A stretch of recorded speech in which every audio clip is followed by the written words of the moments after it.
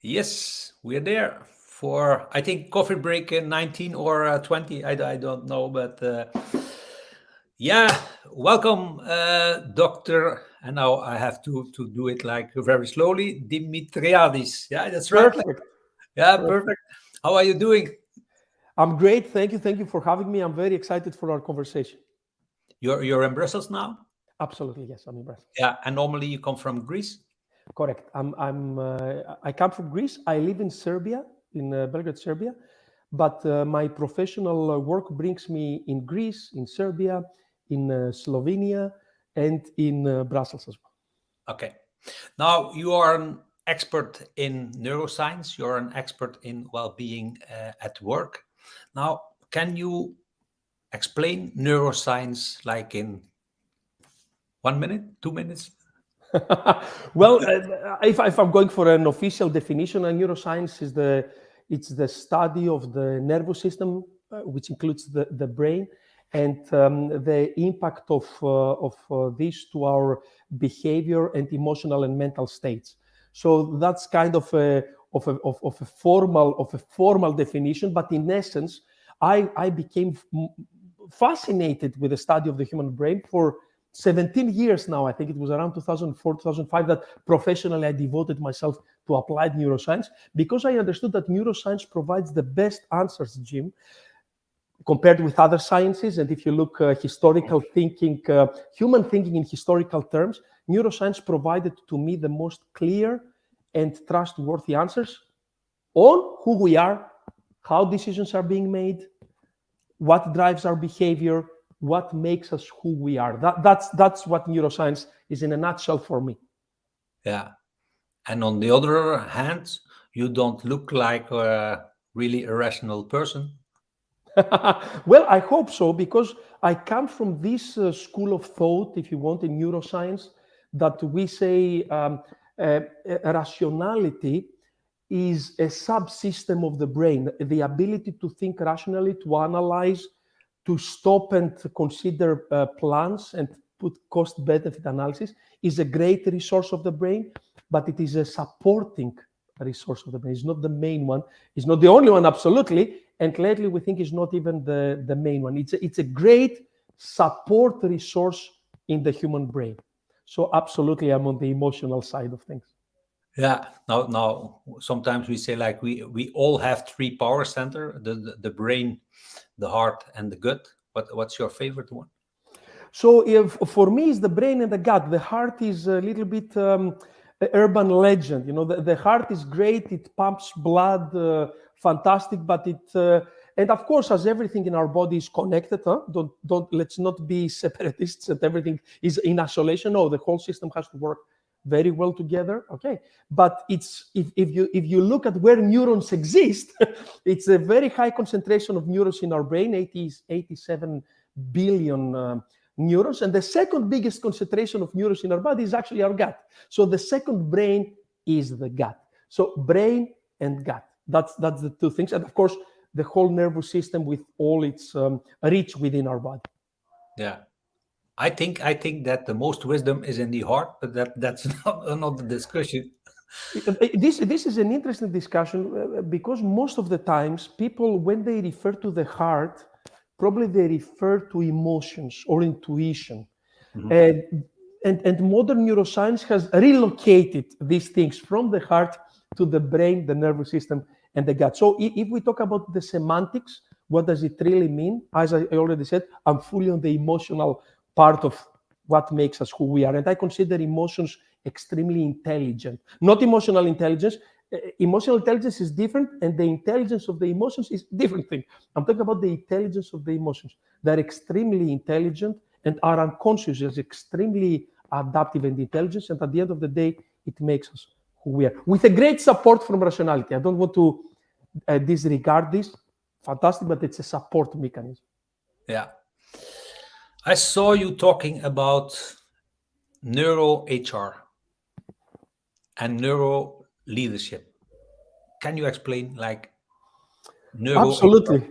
And thank you so much for asking me this. So my way into neuroscience was neuromarketing because my background my bachelor, MBA, then PhD was heavily on consumer behavior and brand strategy. So a lot of psychology. And around 2005, 2004, 2005, as a consultant, brand strategy consultant, then as a marketing academic, I got tired about the old leadership, the old materials and educational theories that we were using. So if you take the book Consumer Behavior, half of these things, even more, I could not trust. Actually, I lost my ability to believe in the things I was teaching to my students and, of course, to my clients, applying as a consultant. And I realized that we really don't understand human behavior. We claim we do. We have a lot of theories, but marketing success will, for me, like 50-50. Maybe it will be successful, maybe not. Actually, there's a famous phrase by a guy called Wanamaker from the 19th century. He said, 50% of the money I spent in advertising is wasted. I just don't know which 50%. Okay, so it was always more luck, and I needed more science. And the science that convinced me that the answers are there was neuroscience, because I saw, later creating my own labs and having measured more than 7,500 brains from 25 countries now, I saw that neuroscience going behind the mask of conscious thinking, of awareness, and looking more inside on the real raw brain reactions, I could predict in a much higher degree, much more accurately, the buying decisions of customers and their buying behavior.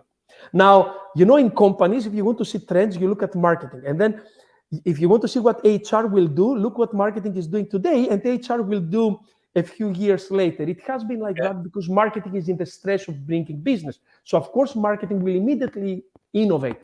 Things like customer experience. Now we have employee experience. We talked about customer loyalty. Now we talk about employee loyalty. So external social media. Now you have internal social media. So everything that marketing embraced, HR is embraced. So the same with neuromarketing. Marketing embraced neuroscience. End of 90s, beginning of 2000, first books, first companies, first academic studies on neuromarketing. Now HR is doing the same, is utilizing neuroscientific technology, meaning electroencephalogram, eye tracking, emotional voice analysis, emotional face analysis, heart rhythm and pulse, and something that's called galvanic skin response, and all these neuroscientific tools that marketing applied to customer brains, now HR is applying to employee brains.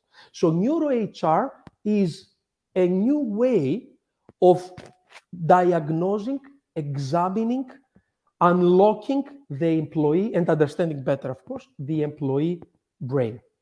Electroencephalogram, 5 minutes in front of a laptop, you get a score on your empathy, capacity of your brain, resilience, and other stuff. No need for questionnaires, no need for lengthy interviews. This is what neuro-HR is. And this is the hardcore definition of neuro-HR, utilizing neurotech and neuromethods for understanding and engaging better with the employee brain. That's the hardcore, the research definition. There is another one, which is let's use the principles. Even if you don't own an electroencephalogram, let's use the principles of what we know about the human brain, and especially with modern studies in corporations of how the brain responds, in order to design spaces, structures, policies that they are brain friendly. Because the main aim of applying neuro to business is to rethink the way that we conduct our everyday relations, to create a more brain friendly situation, to see the world from the brain's point of view and try to create a world which is much better for the brain. Yeah. Now I think, and it's not I'm thinking, but it's a study showed that only 13% of the employees in Europe are engaged. So I think the loss or the waste in in companies is like even bigger than in marketing. You mentioned like 50%. That means like 87% of waste is there. How can you measure like? Can you measure the engagement of employees like on a neuroscientific base? Absolutely. And Jim, this is what fascinates me in neuroscience. Many of the things that we discuss in companies, not only companies, in education, school, our kids, in our society, as citizens, many of the things that are still open philosophical discussions are actually being answered by neuroscience in a very robust research way. But this knowledge from science has not yet reached the people that should apply it every day, like companies, CEOs, HR. We talked about neuroleadership. My first book was Neuroscience for Leaders. So I went actually quite deep in the subject of leadership and neuro HR. So indeed, neuroscience can measure engagement. Indeed, neuroscience can reveal many aspects of who we are, how we behave, how we engage with ourselves, with work, with others. So indeed, there are specific protocols, specific tools, and specific data points that we can use within companies to reveal these issues in a very reliable and scientific way. And that's our role. This is what we need to embrace as modern business leaders. We need to embrace new ways, fresh approaches, and especially, and that might come as a surprise to many of our listeners, science. Finally, science has reached management. Because if you think about it, management, marketing, HR are a little bit, soft areas of business. Absolutely not. There is hard evidence of what we can do, what can work, and how we can improve. Now, if I understand it, you want to link, and it's not you are doing it, but you link like the brain with the body. And that is like a translation of the emotions that are in that employee, right? Right. So the science of emotions is as complex and controversial as studying quantum physics and quantum. And I would say quantum mechanics even is more agreed a part of general science than emotions. There is indeed a big scientific battle at the moment on defining emotions. There is old school thinking, middle school thinking, and fresh. So it's very difficult because in everyday language we use the word feeling and the word emotion in the same way. But is it the same phenomena? Is an emotion different than a feeling? So if I feel angry, if I feel maybe motivated, is that the same as to define what an emotion is in the brain? There is a big debate at the moment. I belong to a school which says that emotions are specific neurophysiological responses of the brain in specific systems, which at one level and in one way, they sometimes become also known. And the known, the aware, the conscious part is what we call feelings, and more specifically, emotional feeling. Because there are feelings that are not emotional. When you feel hungry, that's not an emotional thing. It's a feeling. You still get a signal from your body that something is happening. When you feel pain is not an emotion, but it's a feeling. So you have emotional things, you have non-emotional things. We call them homeostatic. It helps you to sustain your organism alive. Okay. So something is happening in the brain between input and output. Something is happening in the world. It comes through my senses as input. My brain has to analyze what's happening, to apply some protocols, and an output has to be produced, a behavior, a movement, an action. And emotions are basic ways by which the brain, when receives a stimulus, designs a response. Mm-hmm. And all this is happening very fast and in a very unconscious way.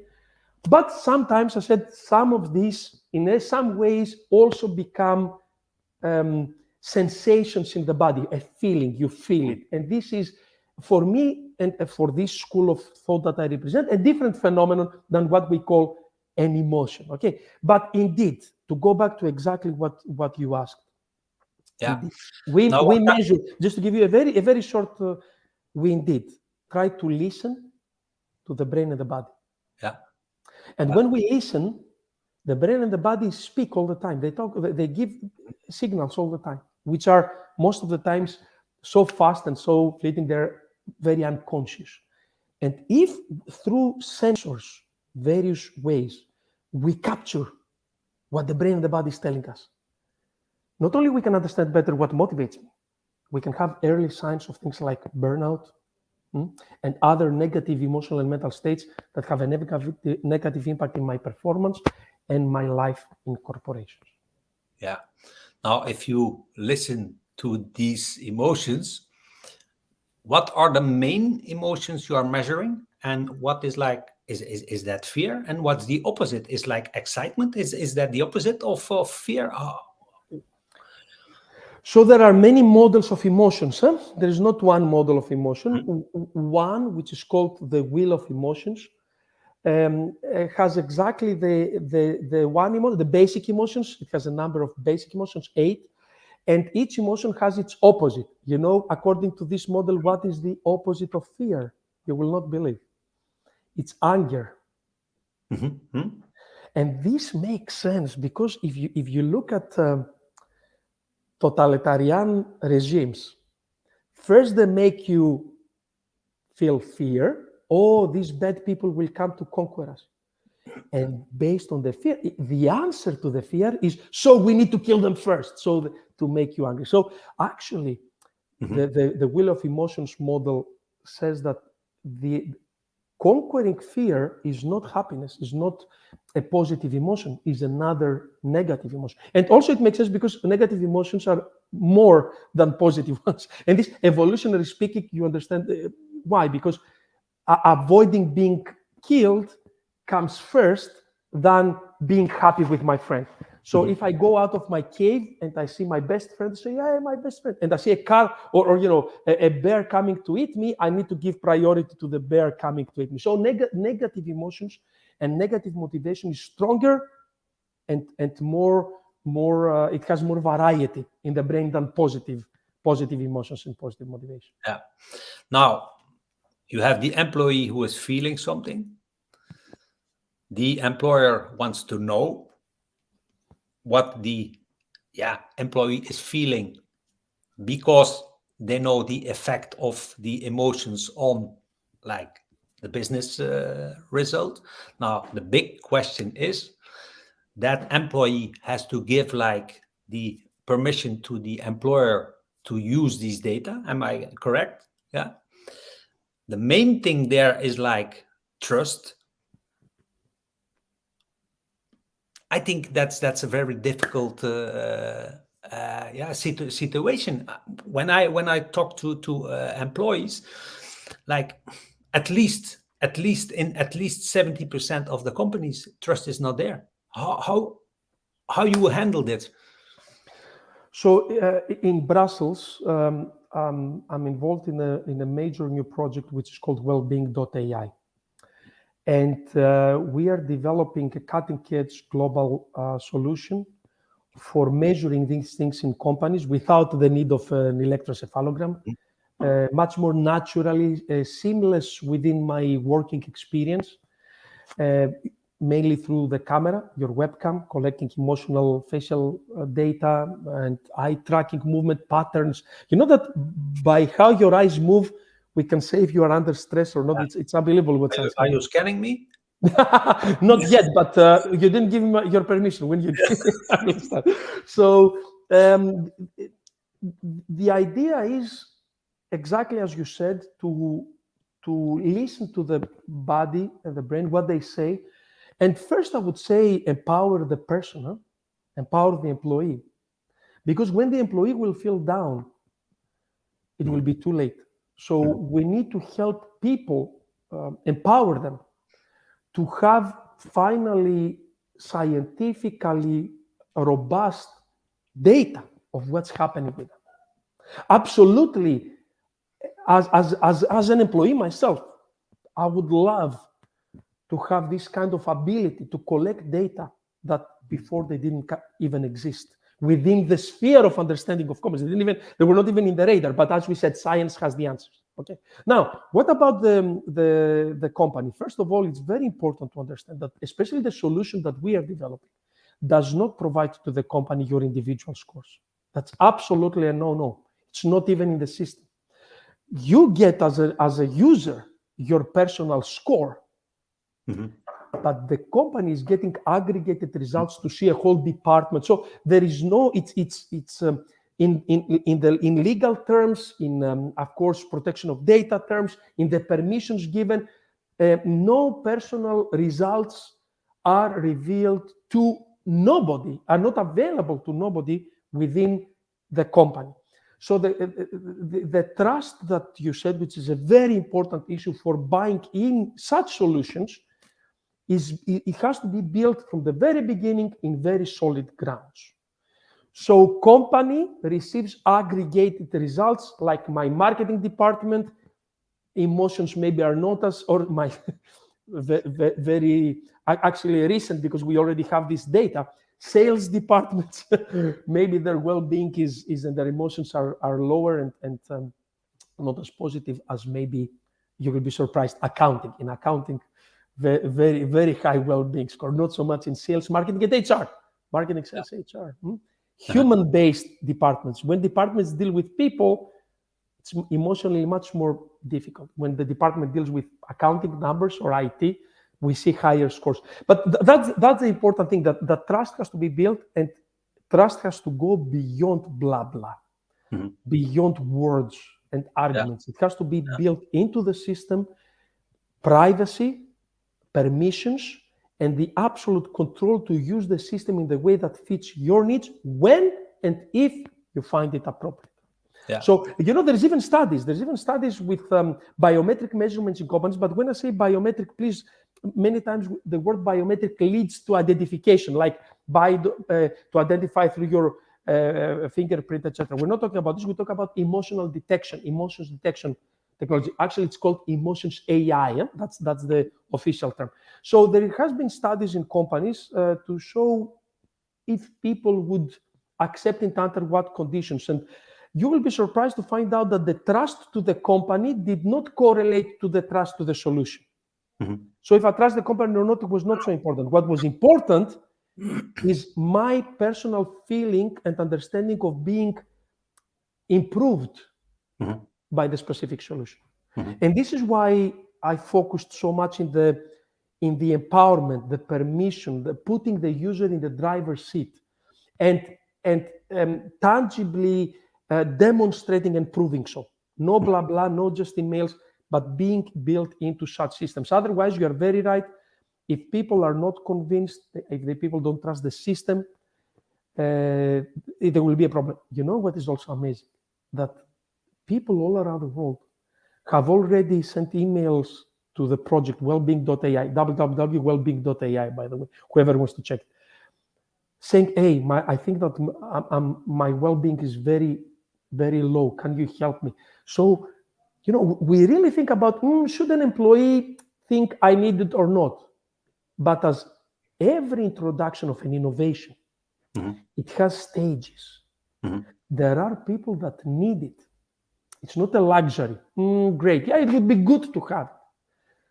Especially after the pandemic, and the numbers, burnout is even more. And even before the pandemic, 2019, World Health Organization came out and recognized for the first time burnout, anxiety, and depression as work-related symptoms.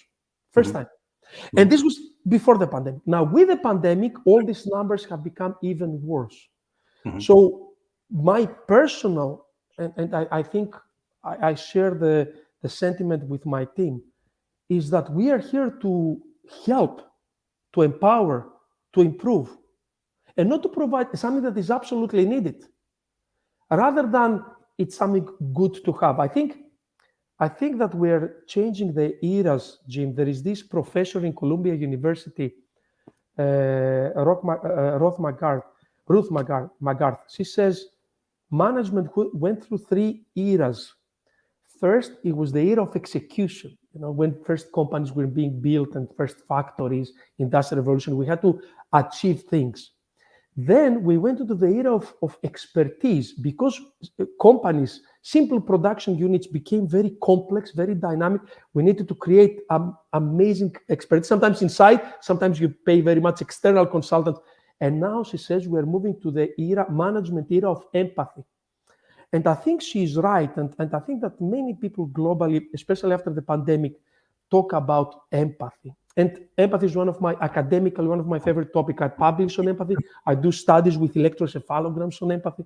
I'm really fascinated with the empathy phenomenon in our brain and bodies. And I think that based on where the world is now, means extensive competition, war on talent. It's not easy to find the people you want, and even if you find them, they have options, the good ones, to live and go all around the world. Okay, the uncertainty, pandemic, the war in Eastern Europe. You need, as a company, to understand that what is your role with your people. And I'm not talking in a philosophical, moral way. I could, and maybe I should, talk about the morality of empathy. But I'm talking about the business sense of empathy. That everything that we know about understanding, embracing, engaging, and motivating our people to achieve their true potential in companies is what makes us different. I usually teach the case of Zappos, the online retailer, and Tony Xie, the late, unfortunately, he died young, CEO, that he opened an online retailer of shoes. No USP, no difference, a red ocean market. But he said, I will make a difference only by creating a corporate culture that it's based on the things we're discussing: empathy, engagement, shared values, happiness. His book is called Delivering Happiness, Happiness. And somehow the internal culture based on all these things spilled over to customers. And that's the magic of modern business. There is no any more separation between your internal culture, that's what Tony Xie used to say in most of his interviews. There is no divide wall between internal and external anymore. You cannot be double-faced. Your internal culture is your external brand. And I think the business sense of focusing on empathy, on care, the CEO of Microsoft, he said, the new currency, care is the new currency. Care. It's not a philosophical discussion. This is what your people need at this moment to become the best that they can be. And if they become the best that they can be, your company will be also the best that it can be. Yeah. Now, I have one last and I think nasty question for you. The technical stuff you will show, you will be present at the Happiness at Work conference. So there you will show like kind of a mock-up of what you are measuring, like that people can see like what kind of do you measure, like eye movement, whatever, like blood pressure, whatever, these elements you can show them like really in life. Now I have one question. Like last week I read an article in Forbes. 98% of the HR managers, they are showing signals of burnout. Now, you bring a tool into a company that will measure like all the problems of these employees. Now, if I'm an HR director, manager, whatever, and you come and you try to bring in your tool in my company, and I know that it will bring like a lot of work to solve the root cause, do you think I will get your tool like in my company? Yes or no? Because I'm like, as an HR manager, I'm killing myself if I bring in your tool. This is such an important question. I hope we have another half an hour to discuss it, but you're totally right. Yeah, we already, through our own data, through the platform that we're developing, we already know that HR, as I said, you remember sales, marketing, HR, they're the departments, the professions with the lowest well-being scores within companies. So indeed, the pandemic was a double-edged sword for HR departments. From the one hand, they became more strategic, more important. CEOs discovered that HR is more important than just payroll and benefits, that they have an important seat in the board and a strategic role to play for keeping the best talent, but also keeping the morale and productivity of the employee high. So fantastic. But on the other hand, this brought, as you said, a lot of work. HR departments are overworked. So two simple ways to maybe deal with this. First, every new system, like the one we're working on, has to be absolutely brain-friendly for the HR department. So not only brain-friendly for the people, but brain-friendly for the HR department. This means very intuitive, very simple, very direct and easy to use. Absolutely. That's let's say the operational answer to your question, but there is a strategic one as well. And there is this problem in marketing also. It's not only in HR, which is we need all of us. And thank you for bringing this up. And maybe it's a point also to discuss in the conference. How do we integrate information from all the solutions and the data points we have in companies? So the HR department is doing engagement surveys, happiness surveys, leadership surveys. They have performance discussions and evaluations. They have big data, behavioral data, churn rates, absenteeism rates, people, how many people ask for psychological support. So there is so much data coming in from different tools. I think all of us as an industry, we need to discuss about compatibility of data and especially systems that are easy to plug in and provide easy to understand and to act upon information. This integration of data, I think, is one of the most important topics for every professional within company, especially HR and marketing. Okay. And I'm committed to participate in such conversations. It's a very important conversation. Yeah. So, and if I ask you to take one measurement as a KPI, which one would it be? Now, this is like asking me which of my kids is my favorite.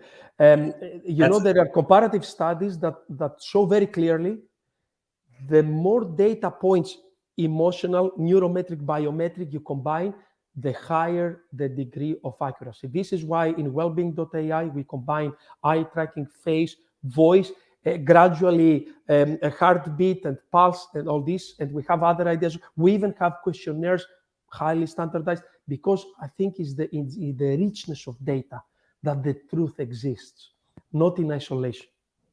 Yeah. So for the people watching, if you want to meet Dr. Dimitriadis, come to the conference 28th of June, and he will be there with Wellbeing.ai and their tools. So thank you very much for being here. Thank you very much for your enthusiasm, and let's meet in June. Thank you so much for having me. Bye.